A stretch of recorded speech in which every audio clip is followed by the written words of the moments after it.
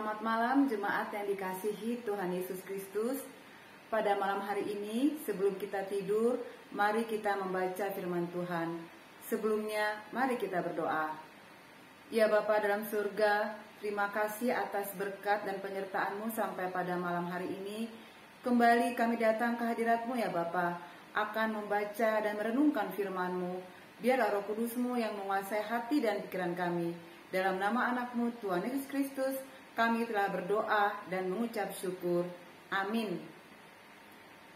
Jemaat yang dikasihi Tuhan Yesus Kristus, pada malam hari ini kita akan membaca firman Tuhan dari Galatia 4 ayat 1-7 dengan judul Allah mengutus anaknya supaya kita diterima menjadi anak.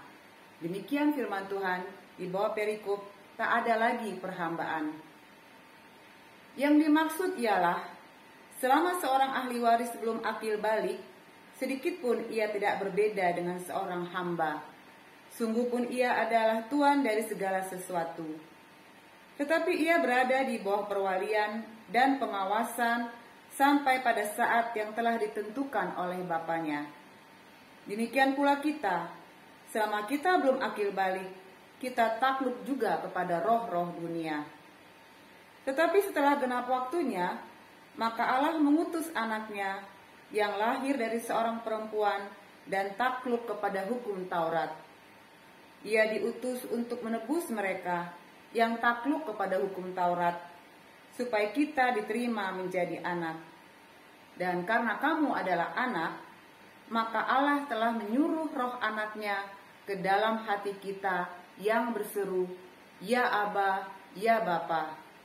Jadi, kamu bukan lagi hamba, melainkan anak. Jikalau kamu anak, maka kamu juga adalah ahli-ahli waris oleh Allah. Amin. Jemaat yang dikasihi Tuhan Yesus Kristus,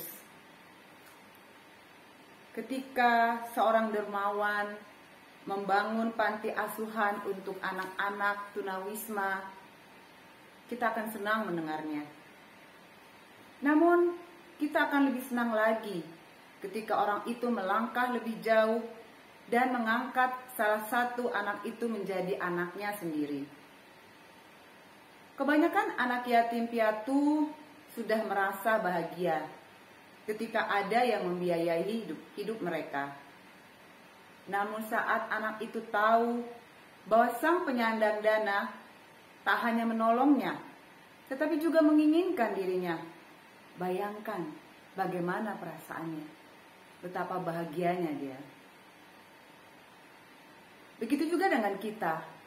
Saat kita menjadi anak Allah, kita tentu tahu karena kita mengalaminya sendiri.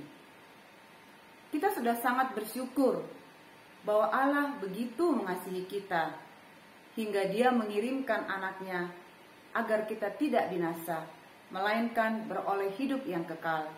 Yohanes 3 ayat 16. Itu sudah cukup bagi kita. Namun Allah melangkah lebih jauh. Tindakan Allah mengutus anaknya untuk menebus kita bukanlah tujuan akhir, melainkan Dia ingin supaya kita diterima menjadi anak. Galatia 4 ayat 4-5. Rasul Paulus menyebut kita sebagai anak. Kata dengan bentuk maskulin dalam bahasa aslinya. Karena pada zaman itu, yang mewarisi kekayaan orang tua adalah anak laki-laki. Maksudnya, sekarang siapa saja yang beriman kepada Yesus, baik laki-laki maupun perempuan, akan menjadi anak Allah dengan hak penuh sebagai ahli waris yang setara. Ayat 7. Allah tidak hanya ingin menyelamatkan kita, Dia menginginkan kita.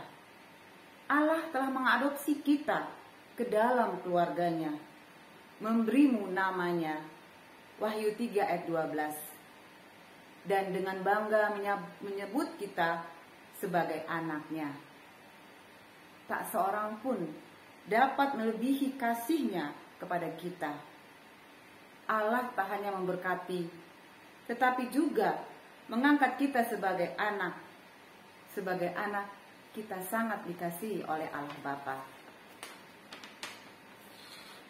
Jemaat yang dikasihi Tuhan Yesus Kristus, orang percaya yang diangkat sebagai anak bukan lagi sebagai budak atau hamba. Dalam ayat 7, sebagai anak, kemerdekaan dan kreativitas pun dimungkinkan. Kita sebagai orang percaya sering bertanya, ini boleh atau tidak? Sebagai anak, seharusnya itu bukan lagi menjadi pertanyaan kita. Karena kemerdekaan dan kreativitas yang dikaruniakan oleh Tuhan memampukan kita memilih antara yang benar dan yang salah. Kita tidak lagi mempersoalkan boleh atau tidak, melainkan nama yang memuliakan, mana yang memuliakan Tuhan, yang membawa kebaikan dan yang menunjukkan kasih dan kualitas kita sebagai anak-anak Allah. Itu tidak berarti kita hidup tanpa aturan. Prinsipnya adalah kita jangan sampai terbelenggu oleh aturan yang kaku.